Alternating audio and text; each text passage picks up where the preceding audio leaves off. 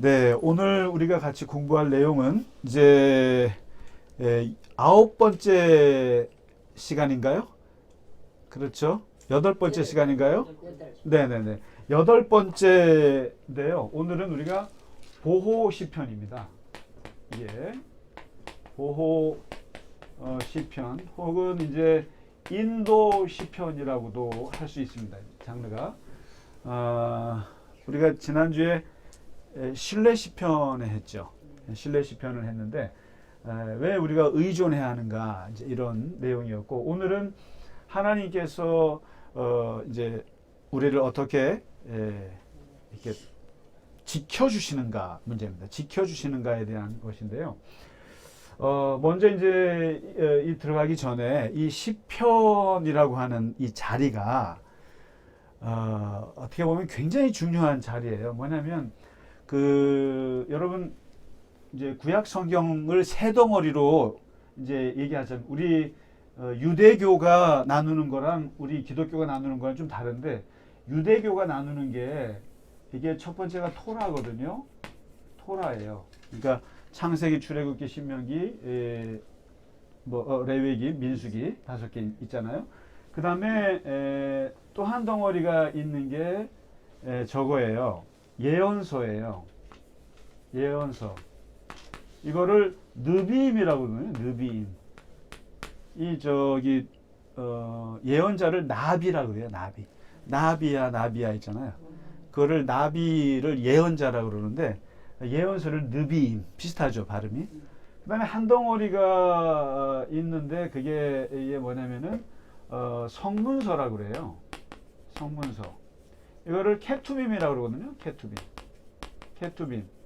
그래서 이게 토라, 느빔, 케투빔. 이렇게 해가지고 이제 이게 구약의 세 덩어리인데, 시편이 어디에 들어가냐면은 이 성문서에 들어가요. 여기에 이제 시편, 전도서, 욥기, 잠언 이런 것들이 들어가거든요. 아가서 들어가거든요. 근데 이제 이 시편이 그 다음에 뭐가 오냐면은 신약 성경이 와요. 신약 성경이 오는데, 이 토라라고 하는 이것은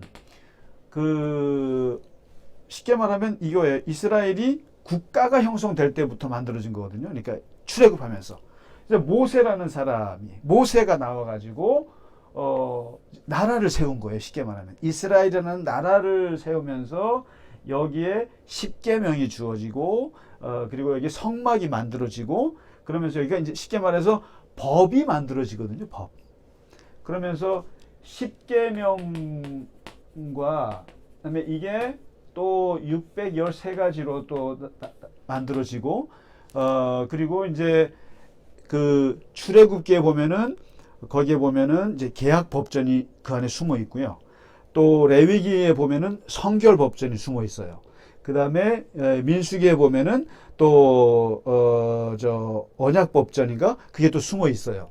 이렇게 법전이 이 안에 다 있는데, 이 법전이 토라라고 하는 것은 이 법전이 이스라엘 민족 집단에게 필요한 거였어요. 집단을 지키기 위해서, 집단의 신앙, 그리고 이스라엘 집단의 건강, 또 집단의 어떤 유지를 위해서 필요한 말씀이 이 토라의 말씀이거든요. 이게. 그래서 이후부터는 성경이 하여튼 이스라엘 민족이 어떻게 살아갈 것인가, 그리고 이스라엘 민족을 향해서 하나님이 말씀하신다. 이렇게 이제 집단적인 신앙이에요. 쉽게 말하면 집단적인 신앙인데, 이게 깨어지기 시작한 게 바로 뭐냐면은 시편이라는 거예요. 이 집단 신앙에서 개인의 신앙으로 넘어가기 시작하는 게 시편, 욥기예요. 전도서예요. 이런 거예요. 한번 보세요. 시편은 그러니까 이쪽 토라 때 이스라엘, 그러니까 그다음에 이 토라에서 얘기하는 가장 중요한 게 뭐냐면은 하나님께 순종하면은 잘 되고, 안 되면 벌 안 되고, 이런 거거든요. 근데 이쪽 시편에 와서부터는 개인이 하나님을 만나기 시작하는 게 이거예요. 그러니까 여기는 집단이 하나님을 상대하는 거예요. 성막도 집단이에요. 그리고 이 십계명 지키는 것도 집단적으로 지켜야 되고, 그래서 여기는 철저하게 하나님이 이스라엘 민족을 상대로 하는 민족의 하나님으로 보여요. 그런데 시편에 와서는 내가 개인이 하나님께 상대하는 개인 신앙으로 이제 발달하는 것이 이제 시편이거든요. 그러니까 이 욥기라고 하는 것도 한 개인의 고통의 문제예요. 민족이 아니에요. 민족이 아니에요. 그래서 욥 같은 거는 얼마나, 다음에 한번 욥을 좀 공부했으면 좋겠는데요. 왜냐면 신명기에 따르면 사람이 하나님께 순종하면은 복을 받는다. 돈을 많이 벌게 되고, 불순종하면은 이제 힘들게 살게 된다. 이것이 신명기 사관인데, 신명기 역사관인데, 욥 보니까 너무너무 깨끗하게 살아서 고통을 받고, 너무너무 하나님께 순종해도 병이 생기고 자식들 죽고 재산 없어지고 이런 거를 보면서 이게 뭐지? 신명기 세계관에 따르면 이러면 안 되는 건데, 그러면서 그 신명기 세계관이 흔들리기 시작한 게 뭐냐면 욥기라는 거예요. 욥기. 그래서 이 시편을 잘 보셔야 되는데, 시편과 욥기나 전도서나 이것은 신약의 예수님의 기독교 세계관으로 가기 전에 전 단계가 바로 이 성문서예요. 성문서. 그래서 예수님은 뭐라고 하냐면은 한 영혼이 천하보다 귀하고 한 영혼이 목숨이 귀하지 세상에 뭐가. 그래서 개인을 굉장히 영혼을 강조했던 게 예수님인데, 예수님 개인을 강조한 예수님께 이르기 전에 바로 그 중간 단계가 이거다. 그래서 이 시편을 참 중요한 거예요. 그러니까 이제 성경도 세상을 바라보는 관점이 바뀐다는 것을 좀 기억하실 필요가 있다. 그거거든요. 그래서 이제 그래서 시편은 이제 우리가 보시면은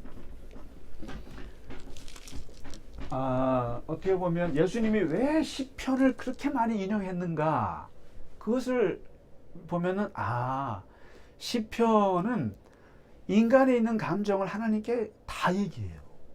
다 얘기하고, 그리고 그래서 이제 성경의 요약판이라고 말할 수 있는 게 바로 이거예요. 시편이에요.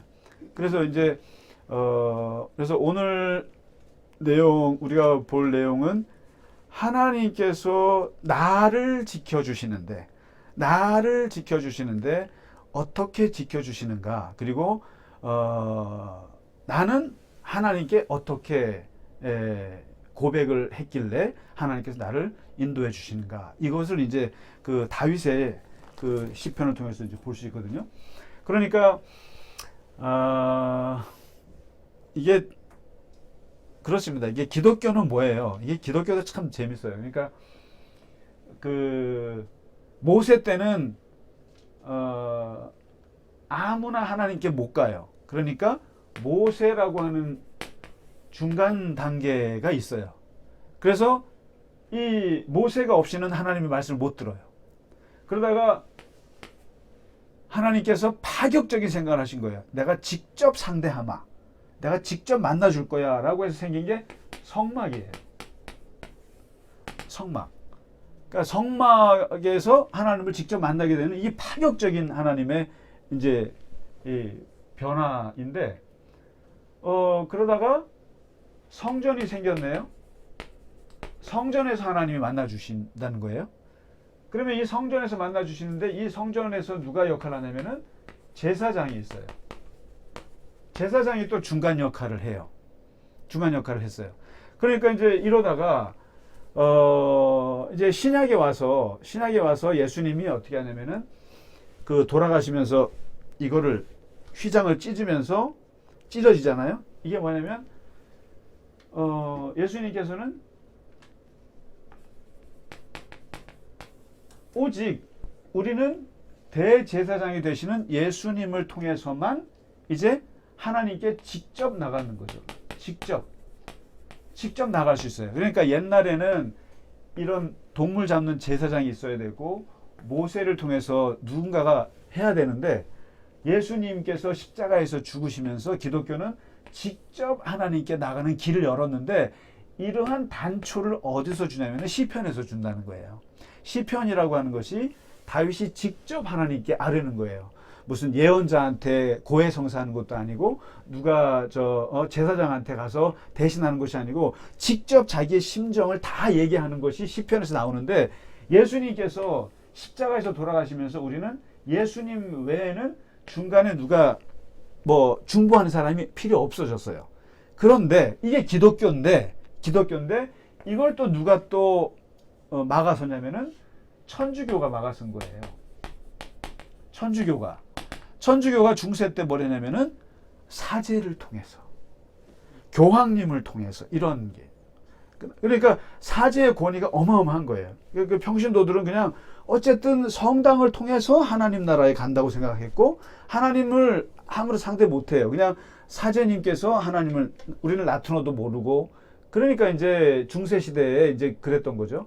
이거를 깬 것이 바로 종교 개혁이거든요. 왜 제가 이 말씀을 종교 개혁이 하면서 여기서 이제 루터가 뭐냐면 뭔 소리야 사제 비켜 그리고 신부 비켜 나 직접 하나님께 나갈 거야. 그러면서 그리고 그거는 목사뿐만 아니라 모든 교인들이 다 하나님께 직접 나가서 무슨 고해성사를 하니? 고해성사 필요 없어. 직접 하나님께 고해성사 해. 이게 종교개혁이거든요. 그래서 여기서 나온 게 만인 사제 교리예요. 모두가 다 사제다. 모두가 다 제사장이다. 모두가 다 직접. 이게 열린 거거든요. 이게 그러니까 이제 이 개신교가 위대한 것이 바로 이거예요. 원래 예수님의 정신으로 돌아간 거거든요. 이게. 근데 이게 이제 어디에서 이렇게 가능성을 주느냐 이런 것들이 직접성 하나님과 직접 그게 이제 시편이라는 거예요. 다윗이. 자 그래서 이제 이걸 얘기하려고 제가 좀 긴 얘기를 좀 했습니다. 이해가 되시죠? 무슨 말씀이죠? 그러니까.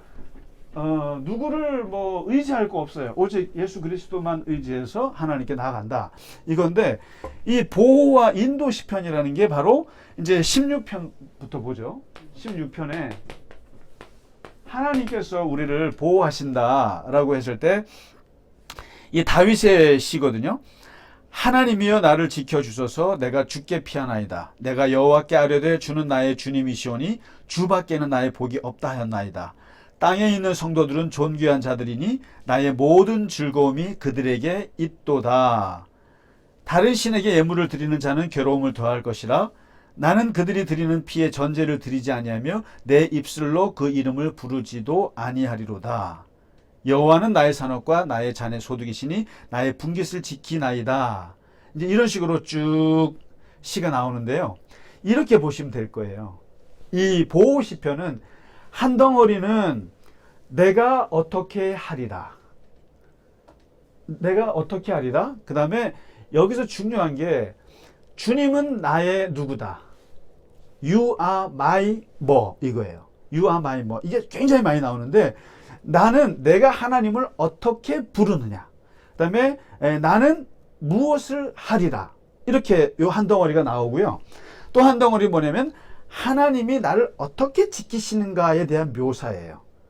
이 지키시는 뭐라 그럴까 어느 정도 나를 지키시는가를 다 묘사한다는 거거든요. 그러면은 이 16편에 보시면은 다윗이 뭐라고 하냐면 나는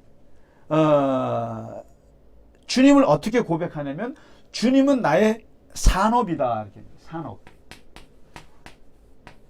나의 산업이고 내 잔의 소득이시다. 이걸 좀 잘 보셔야 돼요.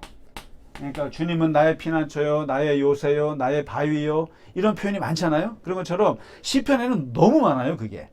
그러니까 주님은 나의 뭐다? 나의 산업이다. 나의 인더스트리다. 그러니까 주님은 나의 산업이고 내 잔의 소득이다. 아주 구체적이죠. 그러니까 내 재물을 그 다음에 나의 분깃을 지키는 자다.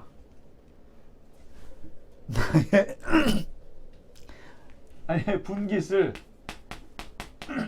지키는 자다. 하나님은 전사님 환영합니다. 네, 오셨어요. 네. 하나님은 나에게 산업이다. 이렇게 얘기하거든요. 그리고 그러니까 주님이 나의 어떤 분이라는 것이 이제 규정이 되고 나면은 거기에 맞게 자기 고백을 해요. 나는 이렇게 살 거야 하는데, 첫 번째가 나는 주님께 피할 거야. 나는 주님께 피한다. 뭐 어떤 일이 있을 때마다 주님께 피한다. 그리고 주님 밖에는 나의 복이 없다. 내 복이 없다. 주님 밖에는 복이라고 것은 없다. 어느 누구도 나의 복이 아니라 주님이 나의 복이다. 이렇게 얘기해요. 그러면서 얘기하기를 나는 다른 신들에게는 절대로 예물을 안 드린다. 다른 신들에게는 예물을 드리지 않을 것이다. 그들의 이름도 부르지 않을 것이다. 여기서 이제 우상에 대한 게 나옵니다. 그러니까 나는 하나님께만 피하고 하나님만이 나의 복이고, 나는 다른 신에게는 절대로 어떤 예물도 드리지 않고 오직 하나님께만 하겠다. 이렇게 얘기를 합니다. 그러면은 이것에 대해서 하나님이 어떻게 지키시는가가 나와요. 지키시는가? 분깃을 지키신다. 하나님께서 분깃을 지키신다. 그리고 재밌는 표현이 나오는데 6절에 내게 줄로 재어준 구역은 아름다운 곳에 있으며 나의 기업이 실로 아름답도다.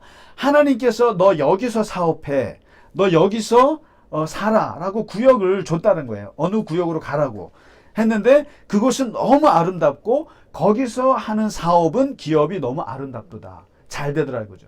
그러니까 하나님께서 나의 사업을 어떻게 할지까지 지정을 해 주시더라. 지금 이게 지키실 보호 시편이거든요.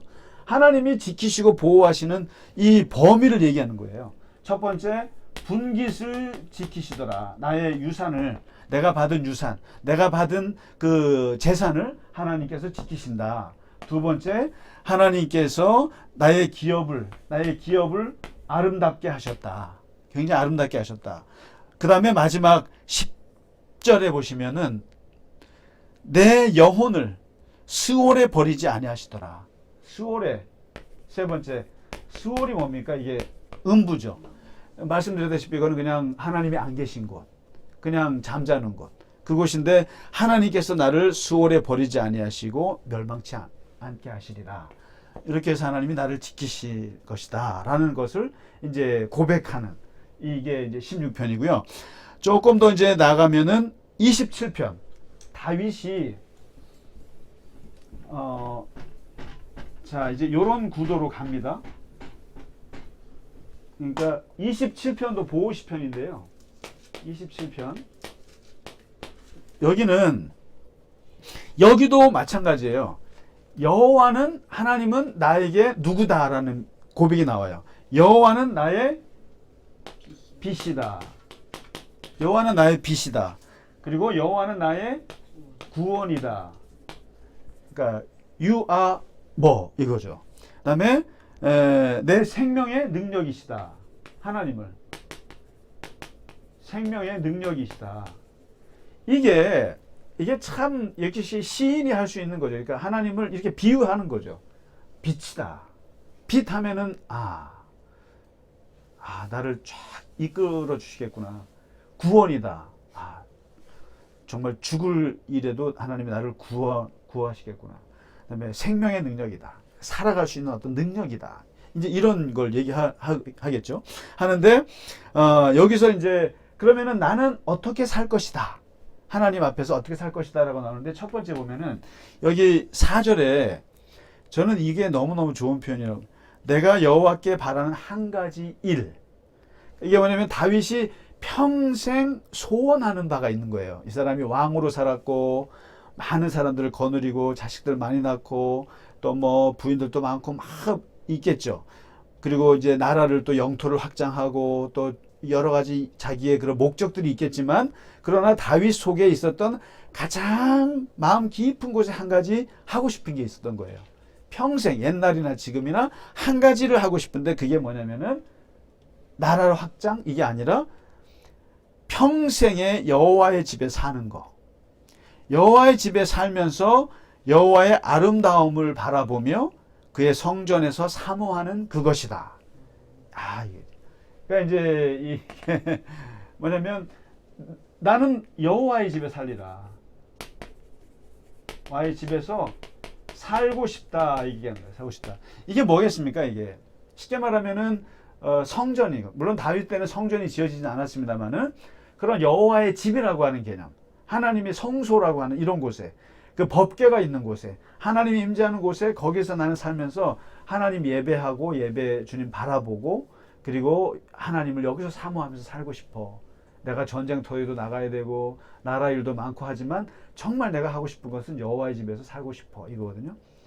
그러니까 이제 이걸 가지고 교회 어떤 분들은 이제 좀 이제 농담한 게 있어요. 사찰 집사님한테, 야, 당신 좋겠다, 맨날 여호와의 집에서 살아서.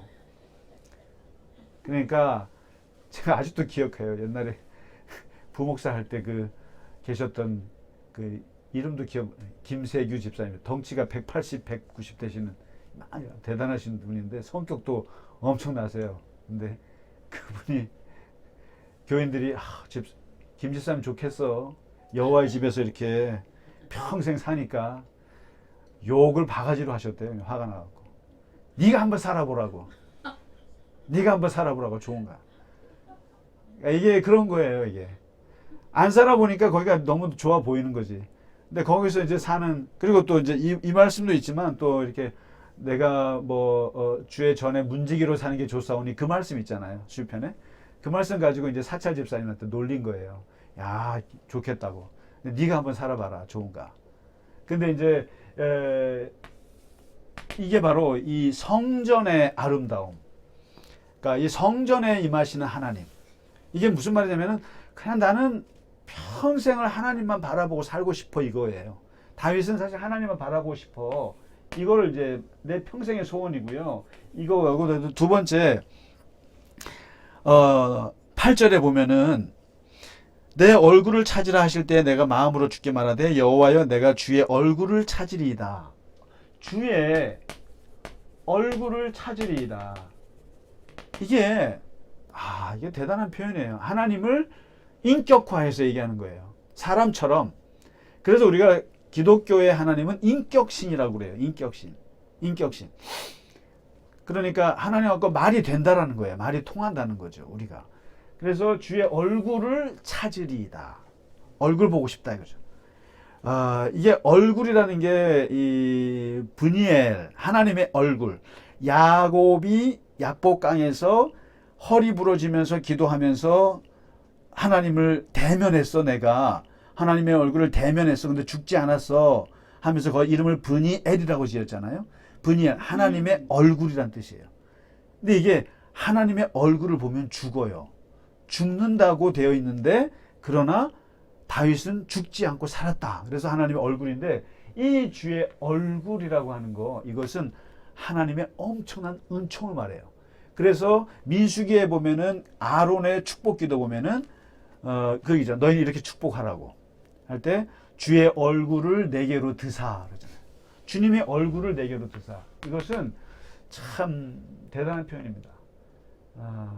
그래서 이걸 가지고 레비나스라고 하는 프랑스의 유태인 출신의 위대한 그 철학자는 타자 철학이라는 것을 여기서 만들었죠. 하나님의 얼굴.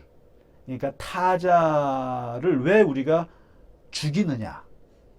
왜 타자가 고통을 호소할 때 도와주지 않느냐? 그 이유는 얼굴을 보지 않기 때문이다. 얼굴을 보면 그 사람의 고통을 피할 수 없다. 그래서 그 타자의 울부짖는 얼굴을 보았을 때 너희는 환대할 수 있다. 환대라고 하는 얘기예요. 그래서 이 레비나스의 윤리가 저희 이제 기독교 윤리의 아주 중요한 그 이제 분인데, 바로 이게 얼굴.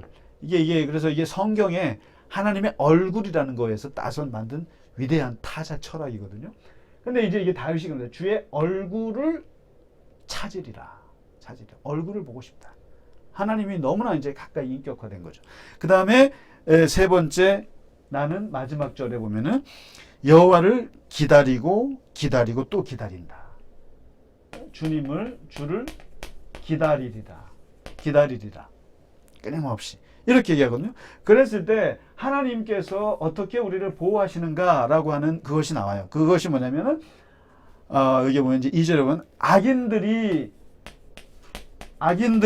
악인들이 내 살을 먹으려고 왔지만 실족하여 넘어지고, 두 번째 군대가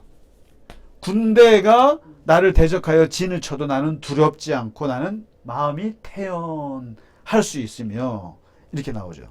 그 다음에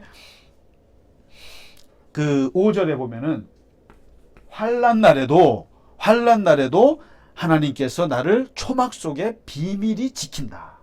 환난 날에 초막 속에 비밀이 지키리라. 이렇게 나옵니다. 예. 그 다음에 10절에 보면은 아주 이 10절 말씀이 많은 고아들이 있잖아요. 그 다음에 가족들로부터 많이 버림받은 사람들이 있잖아요. 그런 사람들에게 아마 엄청난 영향을 준 말씀이 이거예요. 내 부모는 나를 버렸으나 여호와는 나를 영접하리이다. 여호와는 나를 영접하리이다. 그러니까 이게요. 저는 그런 간증을 많이 들었어요. 이 구절을 가지고 자기의 인생에 큰 힘을 삼았던 분들을 많이 봤어요. 그러니까 가족 관계가 다 좋으면 좋겠지만 좋지 않은 사람이 얼마나 많겠어요. 부모님 버려진 사람들, 틀어진 사람들 엄청 많은데, 그랬을 때 나는 부모 없이 어떻게 살지? 그런데 이 말씀을 갖고 힘을 내는 거예요. 내 부모는 나를 버렸으나 여호와께서 나의 부모가 되셨다. 그래서 이 구절이, 그래서 이게 이제 다윗도 비슷해요. 다윗도 팔람의 팔형제 막내인데 성경에 보면은 거의 저거예요. 뒤치다거리하고 굉장히 그 형제들한테 무시당하고 부모한테 그랬는데, 그 감정이 여기 들어가 있죠. 부모는 나를 버렸지만 여호와는 나를 영접하시리다. 그래서 여기서 이제 사실은 시편의 말씀을 보면은 이런 거 있잖아요. 그 성경 말씀이라고 하는 것을 하나님의 말씀이라고 했을 때 두 가지의 말이 있어요. 로고스라는 게 있어요. 로고스. 들어보셨죠? 이게 이성이라는 뜻이기도 하고, 그런데 요한복음에서는 하나님의 말씀을 로고스라고 표현했어요. 로고스. 그 다음에 레마라는 말이 있어요. 레마. 들어보셨나요? 레마라고 있어요. 이게 이제 있는데, 이 레마하고 로고스가 어떻게 다르냐면은, 이 로고스는 그냥 성경 말씀이에요. 그냥 성경 말씀, 이 객관적인 말씀이에요. 그런데 레마라는 건 뭐냐면은 내 삶에 필요한 말씀이에요. 내 삶을 변화시키는 말씀. 내 삶, 나의 말씀이에요. 나의 말씀. 이것은 객관적인 하나님 말씀이고, 이것은 나의 주관적인 말씀이에요. 주관적인 하나님의 말씀이고, 혹은 실존적이라고도 해요. 실존적인 말씀이에요. 그래서 우리가 뭘 말하냐면, 내 부모는 나를 버렸으나 여호와는 나를 영접하리다. 이거는 내 평생의 모토가 되는 말씀이야. 이게 레마예요. 그러니까 성경을 로고스로 읽다가 이 말씀은 어떻게 내 마음을 이렇게 건드냐? 그 구절이 딱 나오면 그건 레마예요. 나의 말씀이에요. 나의 말씀. 그런 레마가 좀 있지 않아요? 너무 많죠. 그러니까 이 성경은 꼭 이 두 가지를 가지고 보셔야 돼요. 로고스적으로도 충분히 지식적으로도 많이 알아야 되지만, 그 속에서 나에게 너무 좋은 말씀, 나에게 너무 힘이 되는 말씀은 레마로 받으셔야 되거든요, 이게. 근데 이게 이제 시편에 굉장히 그런 게 많다는 거예요. 시편에. 많아요. 그러니까 예수님이 십자가에 돌아가시는데 엘리 라마 어찌하여 나를 버리셨나이까 할 때 시편 22편에 있는 말씀이 당신의 레마로 오신 거죠. 당신의 말씀으로 받아들인 거죠. 그러니까 그래야 이 레마가 있어야 신앙생활 할 만한 거죠. 레마가 없으면 아무 의미가 없어요. 그러면 뭐 그냥 성경 지식이나 쌓는 거지, 이거죠. 그래서 그다음에 이제 오늘 보실 91편, 이게 보호 시편의 가장 대표적인 시편이에요. 보호, 하나님께서 인도하시는 그 시편에, 그래서 이 구절을 얼마나 좋은지 예수님 광야에서 금식하고 시험 당하실 때 사탄도 이 말씀에서 인용할 만큼 너무나 좋은, 이게 다 나와 있어요. 하나님께서 인간을 어디까지 보호하는가를 다 보여주는 이 대표적인 게 91편인데 여기서 마찬가지예요.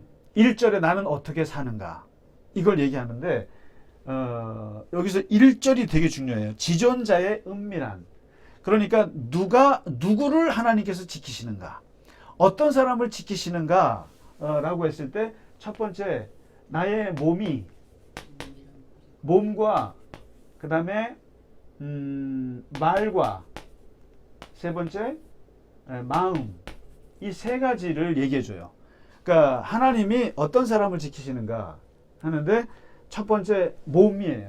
몸이 뭐냐면은 지존자의 은밀한 곳에 거주하며 전능자의 그늘 안에 사는 자. 너무 멋있잖아요.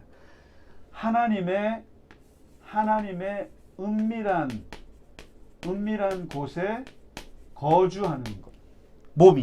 내 몸이. 그 다음에 하나님의 그늘 아래 사는 자. 그늘 아래 사는 자, 거주. 그러니까 어디서 사느냐, 당신이. 나는 지존자의 은밀한 곳. 하나님의 은밀한 곳에 나는 거기서 살아. 나는 전능자의 그늘 아래 집을 짓고 살아. 내가 어디서 사느냐. 이게 지금 또 어디랑 통합니까? 시편 1편이랑 통하죠. 내가 누구랑 사느냐. 어디에서 사느냐. 자리가 나옵니다. 그 다음에 나는 입으로 고백하면서 사는데 입으로 주는 나의 피난처요. 그리고 나의 의뢰하는 하나님이다. 이렇게. 그러니까 나는 늘 고백하면서 사는데 주님은 나의 피난처예요. 주님은 나의 의뢰하는, 내가 믿는 하나님이에요. 라고 말로써 이렇게 고백하면서 산다는 거죠. 그 다음에 세 번째 잘 보시면은 내 마음이 14절에 하나님이 이렇게 표현하시는데요. 그가 나를 사랑했구나. 그가 나를 사랑하는구나. 그래서 내가 너를 건져줄 거야. 그리고 그가 내 이름을 안다. 이름을 안다. 안다라는 게 뭐냐면은 이게 이제 안다라는 말이 히브리어로는 여러 단어가 있어요. 근데 이 안다라는 말은 우리가 내가 권사님을 알아요. 이런 정도가 아니에요. 아니고 안다라는 말은 잠을 같이 잔다라는 뜻이에요. 동침한다는 뜻이에요. 동침. 무슨 말씀이에요? 그러니까 인격적으로 전인적으로 아는 거예요. 이게 안다라는 것이. 그러니까 마음이 하나님을 사랑하는데 그 사랑하는 것이 어느 정도냐면 함께 동침할 정도로 깊이 하나님을 안다. 이게 이런 사람들에게 하나님이 보호하시는데 이 하나님의 보호하심의 이제 내용을 보시면은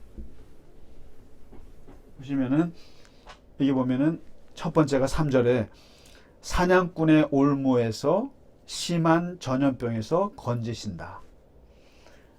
예, 그 다음에 하나님은 너의 방패와 손방패가 되신다. 그 다음에 밤에 찾아오는 공포와 낮에 날아드는 화살, 이게 갑작스러운 거잖아요. 그 다음에 어두울 때 퍼지는 전염병과 밝을 때 닥쳐오는 재앙을 두려워하지 않게 할 것이다. 그리고 1000명이 왼쪽에서 엎드러지고 10,000명이 오른쪽에서 엎드러지지만 재앙이 너에게는 가까이 하지 않는다. 이거 조심하셔야, 이 말씀을 근데 조심하셔야 돼요. 이거를 이제, 그러니까 이게 하나님의 보호하심의 배타성이거든요.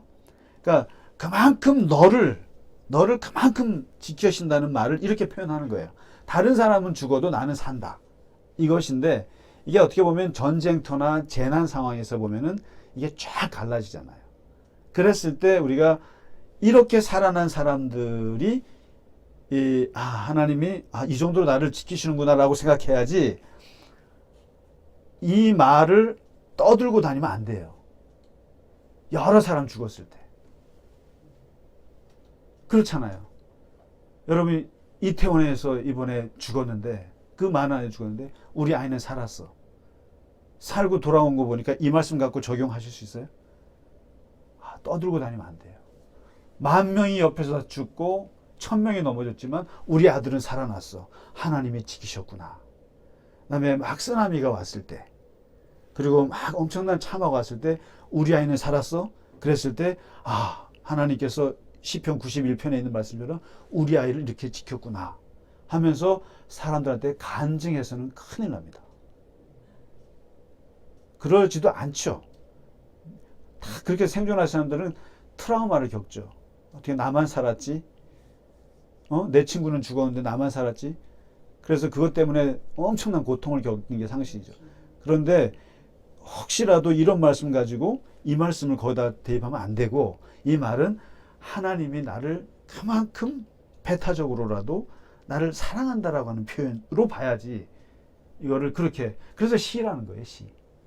그렇게 얘기하는 사람들이 있어요. 기독교. 있어요? 예. 그건 안 돼요. 그러면 그거는 많아요. 그건 안 돼요. 그러니까 이거는 시라고 하는. 그래서 성경 보면은 애굽을 너의 속량물로 구스와 스바를 내주고 너만은 살린다. 이게 이사야의 말씀이잖아요. 근데 그만큼 하나님 우리를 너무너무 사랑하시는구나 이렇게 생각해야 되는데, 이것을 집단 이기주의, 개인 이기주의, 배타주의적인 생각으로 이것을 사람들한테 막 얘기하면 안 돼요.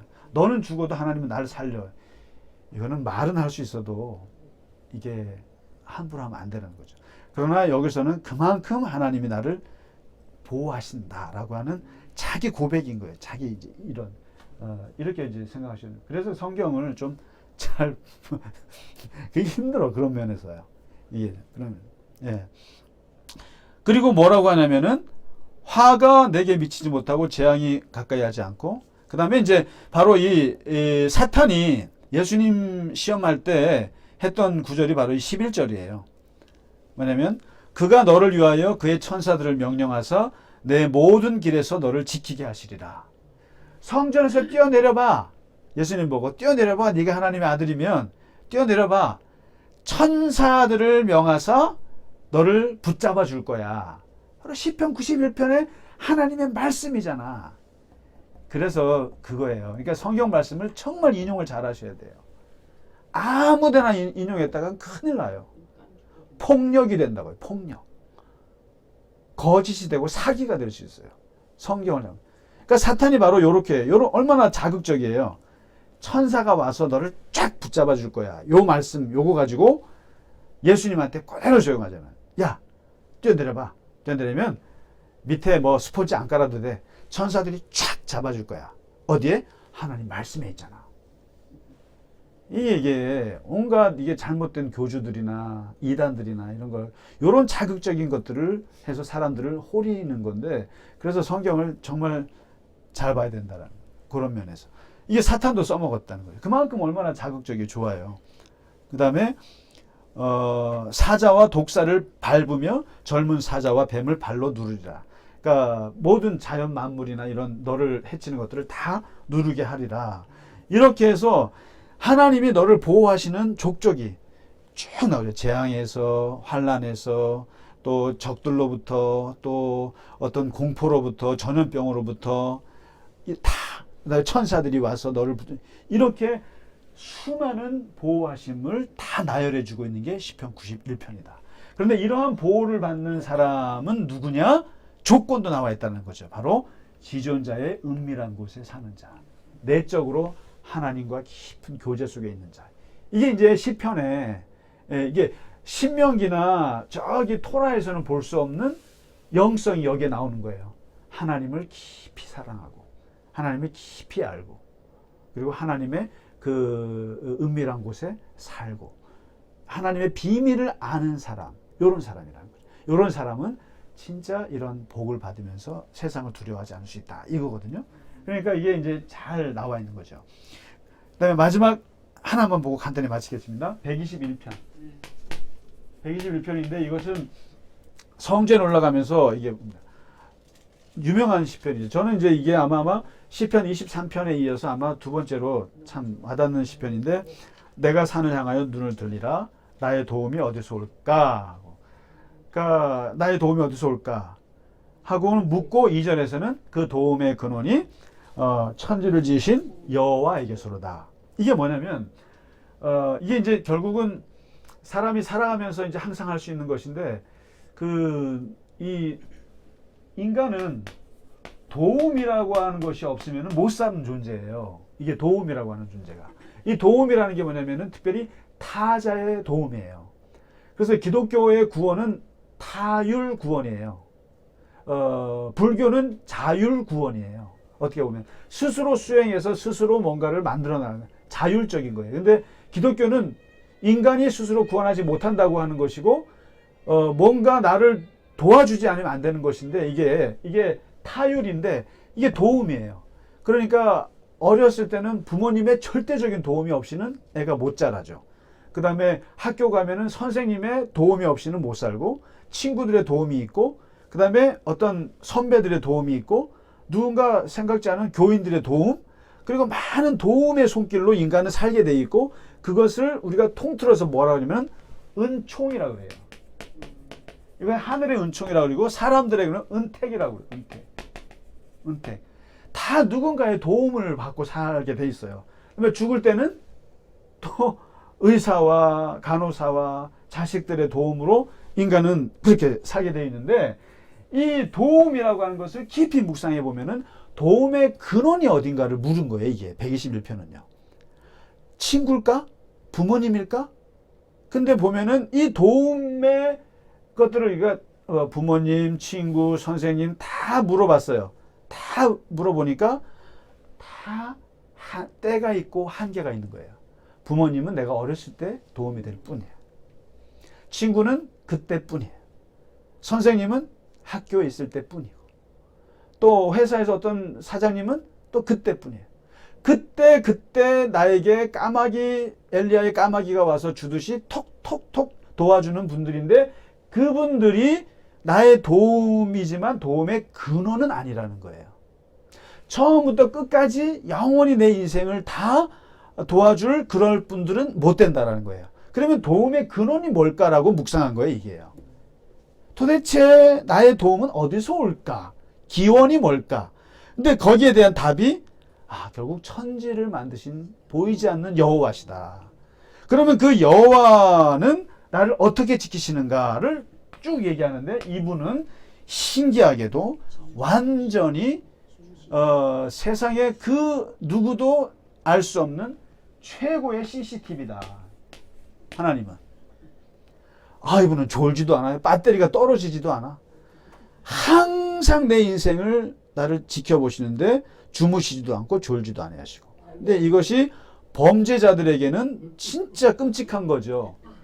그러나 하나님의 은총을 도움을 받을 존재들에게는 가장 안전한 게 하나님의 CCTV다. 이거죠. 졸지도 않고 나를 계속 지켜봐 주시니까 잃어버릴 염려가 없다. 이게 가장 큰 편. 그리고 하나님은 해와 달이 그러니까 낮의 해는 나를 상하게 하죠. 밤의 달은 나를 춥게 하잖아요. 근데 거기로부터 나를 지켜주신다. 이게 바로 그 출애굽에서 나오는 하나님의 뭐죠? 구름 기둥, 불 기둥을 얘기하는 거죠. 그러니까 낮에는 따뜻하게 구름 기둥으로 해주시고 밤에는 불로 지펴서 따뜻하게 지켜주신다. 그래서 해와 달이 나를 해치지 못하게 나를 그늘이 되어 주신다. 그리고 환난 날에 나를 면하게 하시고 나를 지켜주시고 그리고 마지막 네 번째가 나의 영혼을 지키시고 이게 뭘 말합니까? 결국에는 이 하나님께서 육체적으로 또 정신적으로 그다음에 영적으로 그리고 사회적으로 물질적으로 모든 것을 하나님께서 나를 보호하신다. 지키신다. 그러면서 지금부터 영원까지 지키신다. 이것을 시간을. 그러니까 이제 이게 보호하심이라고 하는 것이 일단은 부모님이나 다른 사람들은 이 일정한 시간이 있다는 거죠. 시간. 그 때가 있어요. 때가. 그런데 하나님은 때가 없이 영원히 그 출입을 지키시리로다. 이렇게 얘기하는 거예요. 그래서 이제 이게 예배할 때 하나님께 나의 구원이 어디서 올까? 결국 하나님이시지. 그 하나님은 어디서부터 어디까지 CCTV처럼 나를 지켜 보호하시고 환난 때 나를 면하게 하시고 이렇게 그리고 나를 해와 달로부터 건강을 지켜주시고 그리고 영혼까지 하나님의 나라에 이르기까지 나의 영혼을 끝까지 지켜주신다. 그래서 영혼, 육 모든 것을 다 얘기하고 있는 시편이에요. 그래서 121편 굉장히 위대한 시다. 그렇게 봅니다.